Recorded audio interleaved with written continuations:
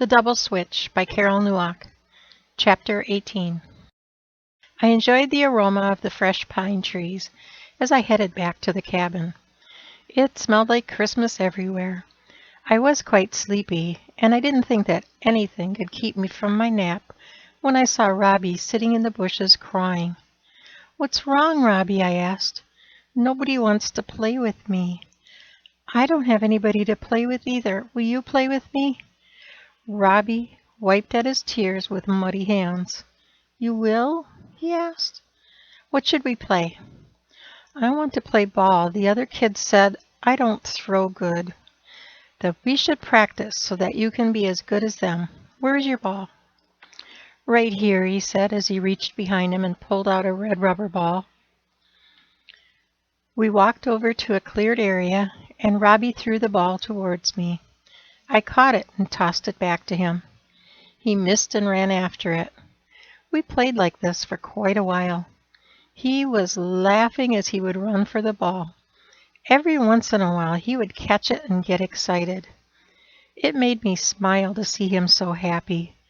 I was having so much fun that I forgot all about my nap. Then he missed the ball, and when he went after it, he tripped over a twig and fell. He began to cry, and I noticed that his nose was bleeding, and he had a cut on his hand where he had landed on some sharp branches. I went to help him, but before I got to him, Kyle came from behind me and helped him up. He must have been watching us nearby. "You're okay, buddy," he said as he pulled a handkerchief from his pocket and dabbed at his nose. "His hand is bleeding too," I said. "I hope he doesn't need stitches. We should get him to a doctor." "Let me see your hand, Robbie." "No, I don't want to get stitches," he said as he pulled his hand away.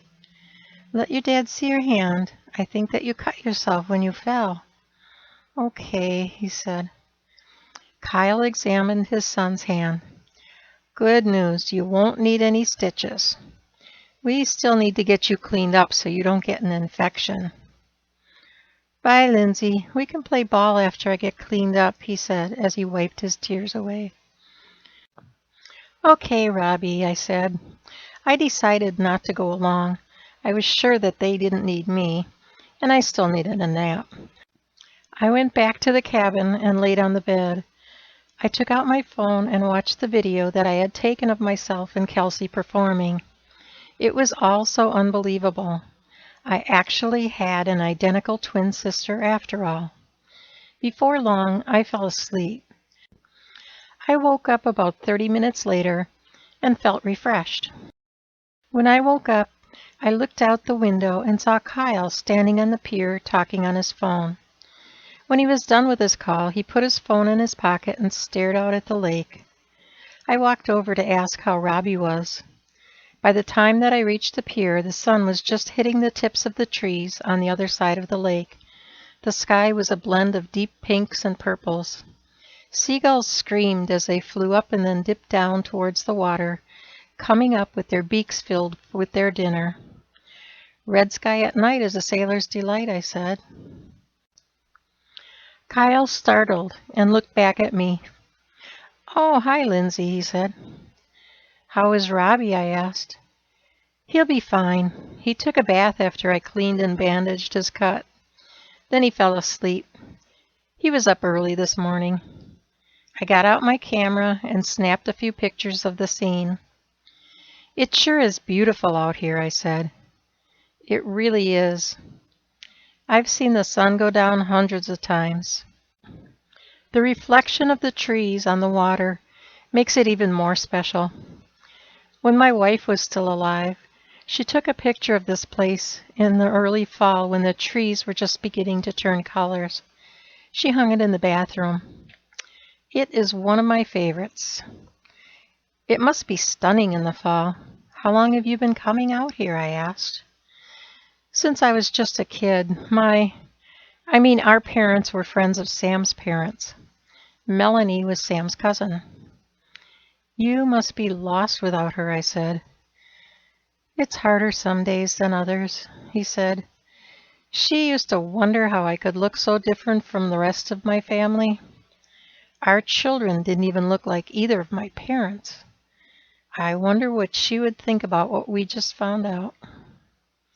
I wonder what my mother would have said. My father fainted. I thought he was having a heart attack and had Lenny call for an ambulance. Dad is really looking forward to meeting you. What are your father and brothers like? He asked. My parents used to drink a lot. Dad gave it up about 2 years ago after he totaled his truck. Lenny is drinking too much.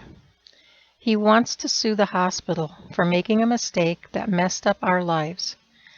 I don't know why he is so angry. He went home with the right family. It was you and I that didn't fit in. How do you feel? I mean, do you ever get angry about it? From what you tell me, I should be relieved. I could have been forced to clean up after cows. Instead, I had a pretty easy life. I had my share of the chores. I was able to go to college. I never would have met Melanie if I hadn't grown up where I did. I wouldn't have my kids and my grandkids. Life would certainly have been different. I was angry at first, and I'm sorry to say that I was angry with you for not letting me contact Kelsey at first. Now I'm just glad to have my sisters in my life. I pray that we will be able to stay in touch. I'm not too sure that you will feel the same once you meet my brothers. I mean, your brothers. Our brothers, he said. Silence hung between us for a few minutes. Your kids are really nice, I said. Thank you. I'm really proud of them. Melanie did a great job with them. From what I hear, you raised them by yourself for the last 5 years. She had them trained pretty well by then. They were more helpful than a burden by then, except for Robbie. He was only a year old when she passed away. He doesn't even remember her at all. Do any of them have your musical talents? Mine and Melanie's. She played the violin. They all played something at one time or another. You will see some of my children performing later. Your family gatherings must be quite a jam fest. He nodded, looking as if he was miles away. Just then we heard someone playing guitar several feet away. Looks like they are getting ready for the campfire, he said. I turned to look, but when I did, I lost my balance, and before I knew it, I was in the lake. Lindsay, what happened? Are you okay? The next thing that I knew, he was in the water and lifting me up in his strong arms. I felt so safe there. Even though I could have swam to shore with no problem, I didn't protest. I just enjoyed the ride. When we got to shore, he set me down. A few of the others saw what was happening and came running. Before I knew it, someone had me wrapped in a towel. I was a bit embarrassed at my clumsiness. I still had my phone in my hand and wondered if it would still work. I feel like such a klutz, I said. You probably found that loose board. I should have fixed it, Sam said. I better get some dry clothes on and get my guitar if we were going to have a bonfire, I said. Is it all right if I walk with you? Kyle asked. Sure, knock yourself out, I replied. I have to get my keyboard anyway, and it's on the way, he said. How long have you played the guitar? He asked. My mother taught me when I was about 10. She taught all of us. I never had my own guitar until I got my first job and bought one. So we never played all together as a family like you do in your family. Well, I'm glad you'll be able to do that now, he said, and smiled down at me. I felt a tingle when I looked up into his eyes. This is crazy. He's like your brother, I told myself. Thank you for reading this chapter of my book, The Double Switch. I hope that you enjoyed it. If so, please click on the like button. It will also help you to mark the spot where you left off. When you come back to the book, just look for the last chapter that you liked, and you will know which chapter you read last. Please click on the subscribe button and the bell so that you can be informed each time a new chapter or story is uploaded. God bless. Carole, Neuok.